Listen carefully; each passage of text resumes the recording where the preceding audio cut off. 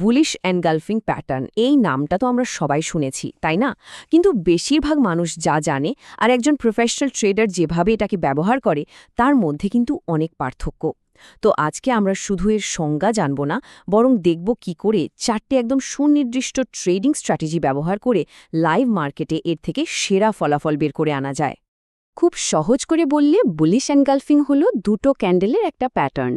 প্রথমটা একটা ছোট লাল ক্যান্ডেল আর পরেরটা একটা বড় সবুজ ক্যান্ডেল, যেটা আগের লাল ক্যান্ডেলের পুরো শরীরটাকে পুরোপুরি গিলে ফেলে।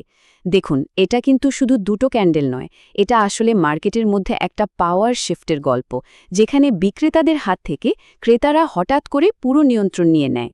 কিন্তু একটা কথা শুরুতেই পরিষ্কার করে নেওয়া ভালো, আমরা বইয়ের পাতায় যেরকম নিখুঁত ছবির মতো প্যাটার্ন দেখি, আসল মার্কেটে কিন্তু ব্যাপারটা সেরকম হয় না।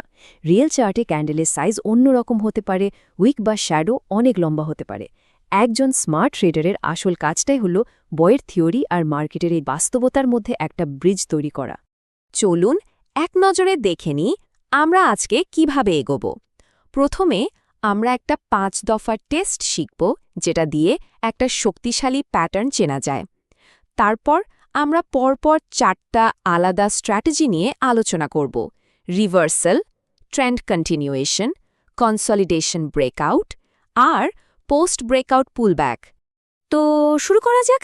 একটা জিনিস মাথায় রাখতে হবে, চার্টে দেখতে পাওয়া সব বুলিশ এনগালফিং প্যাটার্ন কিন্তু সমান শক্তিশালী না। আমাদের প্রথম কাজই হলো দুর্বল সিগন্যালগুলোকে ফিল্টার করে বাদ দেয়া আর শুধু সবচেয়ে ভালো কোয়ালিটির সেটআপগুলোতেই মনোযোগ দেওয়া। এই কাজটা করার জন্য আমাদের একটা 5 দফা চেকলিস্ট আছে। প্রথম দুটো পয়েন্ট খুব সহজ। সবুজ ক্যান্ডেলের বডিটা লালটার থেকে যত বড় হবে, বুঝতে হবে ক্রেতাদের চাপ তত বেশি। 3 নম্বর পয়েন্ট হলো উইক বা শ্যাডো। উইক যত ছোট তত ভালো। এর মানে হলো ক্রেতারা দিনের সর্বোচ্চ প্রাইসের কাছাকাছি মার্কেট ক্লোজ করতে পেরেছে। কিন্তু আসল খেলাটা শুরু হয় 4 আর 5 নম্বর পয়েন্টে, মানে কনটেক্সট বা প্রেক্ষাপট। প্যাটার্নটা চার্টে ঠিক কোথায় তৈরি হচ্ছে। যদি এটা একটা গুরুত্বপূর্ণ সাপোর্ট লেভেলে তৈরি হয়, তাহলে এর শক্তি বহুগুণ বেড়ে যায়। আচ্ছা, এবার আমরা চলে আসি আমাদের প্রথম কৌশলে। এই স্ট্র্যাটেজিতে আমরা শিখব কি করে একটা বড় ডাউন ট্রেন্ডের শেষে এই প্যাটার্ন ব্যবহার করে একটা সম্ভাব্য রিভার্সাল বা ট্রেন্ডের পরিবর্তনকে আগে থেকে চিহ্নিত করা যায়। চলুন এই চার্টের পরিস্থিতিটা একটু বোঝার চেষ্টা করি। একটা ডাউন ট্রেন্ড বেশ কিছুদিন ধরে চলছে, কিন্তু এখন মনে হচ্ছে যেন এর গতি কমে আসছে। প্রাইস একটা নির্দিষ্ট সাপোর্ট লেভেলের কাছে এসে বারবার থামছে আর একটা ট্রায়াঙ্গেল প্যাটার্ন তৈরি করছে। দেখুন, এই ট্রায়াঙ্গেল প্যাটার্নটা আসলে ক্রেতা আর বিক্রেতাদের মধ্যে একটা লড়াইয়ের এলাকা। বিক্রেতারা প্রাইস নিচে নামানোর চেষ্টা করছে, কিন্তু ক্রেতারা এই সাপোর্ট লেভেলে একটা দেওয়াল তৈরি করেছে। একবার ফেল করার পর যখন প্রাইস দ্বিতীয়বার সাপোর্টটাকে টেস্ট করতে আসে, ঠিক তখনই একটা শক্তিশালী বুলিশ এনগালফিং ক্যান্ডেল তৈরি হয়। এটাই আমাদের সিগন্যাল, কারণ এই ক্যান্ডেলটা দুটো কাজ একসাথে করছে। এক, এটা কনফার্ম করছে যে সাপোর্টটা ধরে রেখেছে, আর দুই, এটা ট্রায়াঙ্গেলের উপরের রেজিস্ট্যান্স লাইনটা ভাঙার জন্য তৈরি হচ্ছে।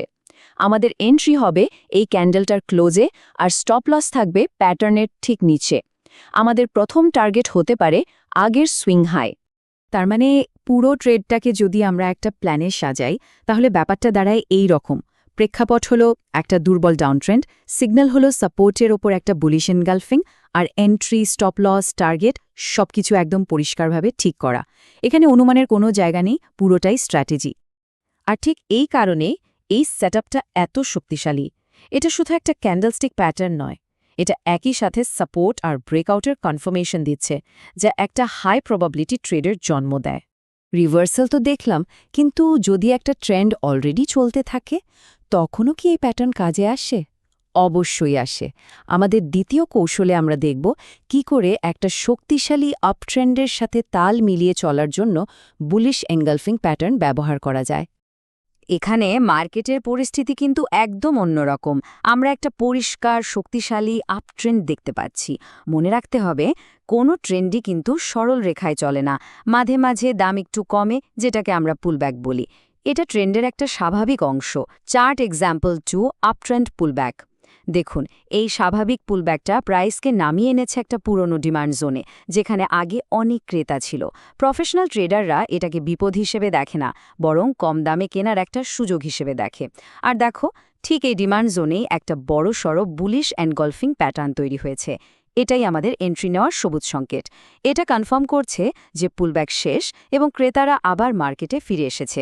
স্টপ লস হবে প্যাটার্নের নিচে আর টার্গেট আগের হাই। কিন্তু এখানেই শেষ নয়।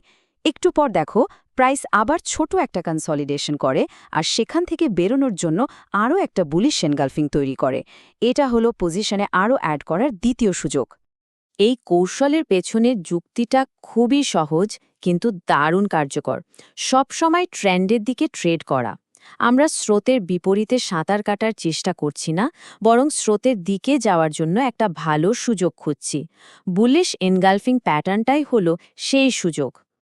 এই কথাটা খুব গুরুত্বপূর্ণ। একটা আপট্রেন্ডে দাম যখন একটু কমে তখন ভয় পাবেন না। ভাবুন, এটা একটা ডিসকাউন্ট সেল চলছে, আর বুলিশ এনগালফিং ক্যান্ডেলটা হলো সেই সেলে ঢোকার গেটওয়ে। এতক্ষণ আমরা ট্রেন্ডিং মার্কেট নিয়ে কথা বললাম, কিন্তু মার্কেট তো সবসময় একদিকে চলে না, তাই না? অনেক সময় মার্কেট একটা রেঞ্জের মধ্যে আটকে যায়। আমাদের তৃতীয় কৌশল হলো এইরকম একটা সাইডওয়েজ মার্কেট থেকে যখন ব্রেকআউট হয়, সেই মুভটাকে কিভাবে ধরা যায়। এই ধরনের পরিস্থিতিতে মার্কেট কোনো দিকে যাবে তা নিয়ে দ্বিধায় থাকে। প্রাইস একটা পরিষ্কার সাপোর্ট আর রেজিস্ট্যান্সের মধ্যে বারবার ওঠানামা করে। আসলে মার্কেট এখানে পরবর্তী বড় মুভটার জন্য শক্তি জমা করছে। Chart example 3, range breakout. এখন ভাবুন তো, এই রেঞ্জের রেজিস্ট্যান্স লেভেলের ওপরে কি আছে? দুটো জিনিস।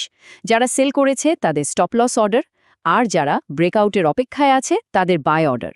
মার্কেট শুধু একটা স্পার্কের অপেক্ষায় আছে, আর সেই স্পার্কটাই হলো এই শক্তিশালী বুলিশ এনগালফিং ক্যান্ডেলটা, যেটা রেজিস্ট্যান্সের ওপরে গিয়ে ক্লোজ হয়েছে। যেই এটা ঘটল, সাথে সাথে সেলারদের স্টপ লস হিট হতে শুরু করলো আর নতুন বায়াররা মার্কেটে ঢুকল। ফলাফল, একটা প্রচণ্ড গতিতে প্রাইস ওপরের দিকে ছুটতে শুরু করল। আমাদের এন্ট্রি হবে ব্রেকআউট ক্যান্ডেলের ক্লোজে, স্টপ লস থাকবে রেঞ্জের ভেতরে, আর টার্গেট হবে রেঞ্জটার হাইট মেপে সেটাকে ওপরের দিকে প্রজেক্ট করে। এই ট্রেডটা সফল হওয়ার কারণ শুধু টেকনিক্যাল ব্রেকআউট নয়, এর পেছনে আছে মার্কেটের সাইকোলজি। যখন অনেকগুলো স্টপ লস একসাথে ট্রিগার হয়, তখন একটা চেইন রিয়াকশন তৈরি হয়, যেটা মুভটাকে আরও শক্তিশালী করে তোলে। ঠিক তাই, এই স্টপ লসের ক্যাসকেড বা স্রোতই ব্রেকআউটকে তার বিস্ফোরক শক্তি দেয়, আর বুলিশ এনগালফিং ক্যান্ডেলটা ঠিক সেই ফিউজে আগুন ধরানোর কাজটা করে। এবার আমরা দেখব আমাদের শেষ এবং সবচেয়ে গুরুত্বপূর্ণ কৌশলগুলোর একটি। এটা তাদের জন্য যারা তাড়াহুড়ো পছন্দ করেন না, বরং ধৈর্য ধরে একটা পারফেক্ট এন্ট্রির জন্য অপেক্ষা করতে ভালোবাসেন। এখানেও আমরা একটা কনসলিডেশন দেখতে পাচ্ছি, কিন্তু এখানে আমরা ব্রেকআউটের জন্য ঝাঁপিয়ে পড়ব না, আমরা অপেক্ষা করব। একজন পেশাদার ট্রেডার এখানে কি করে? সে একটা নির্দিষ্ট সিকোয়েন্সের জন্য অপেক্ষা করে। 1, প্রাইস রেজিস্ট্যান্স লেভেলটা ভাঙবে।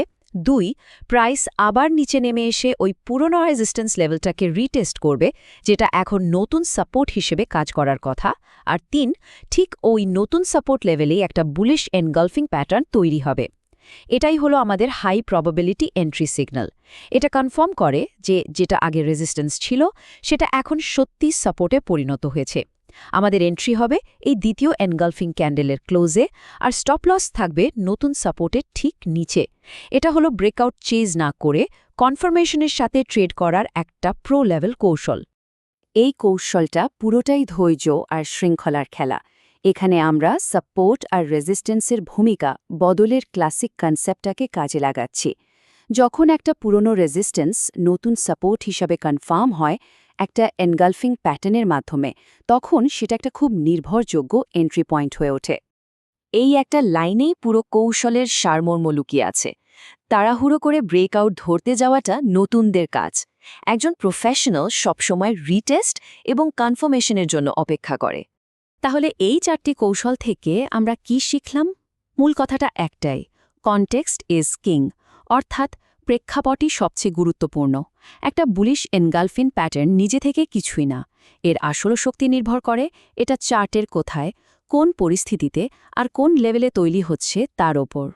সুতরাং পরের বার যখন চার্টে একটা বুলিশ এনগালফিং দেখবেন, তখন শুধু এটা ভাববেন না যে ও একটা প্যাটার্ন পেয়ে গেছি। নিজেকে প্রশ্ন করুন, এই প্যাটার্নটা ঠিক এই মুহূর্তে মার্কেটের কোন সমস্যার সমাধান করছে? এটা কি একটা ডাউন ট্রেন্ডকে থামাচ্ছে, নাকি একটা আপ ট্রেন্ডকে এগিয়ে নিয়ে যাচ্ছে, নাকি একটা রেঞ্জ থেকে ব্রেকআউট ঘটাচ্ছে? এই প্রশ্নের উত্তর খোঁজার মধ্যেই একজন সাধারণ ট্রেডার থেকে একজন প্রফেশনাল ট্রেডার হয়ে ওঠার রাস্তাটা লুকিয়ে আছে।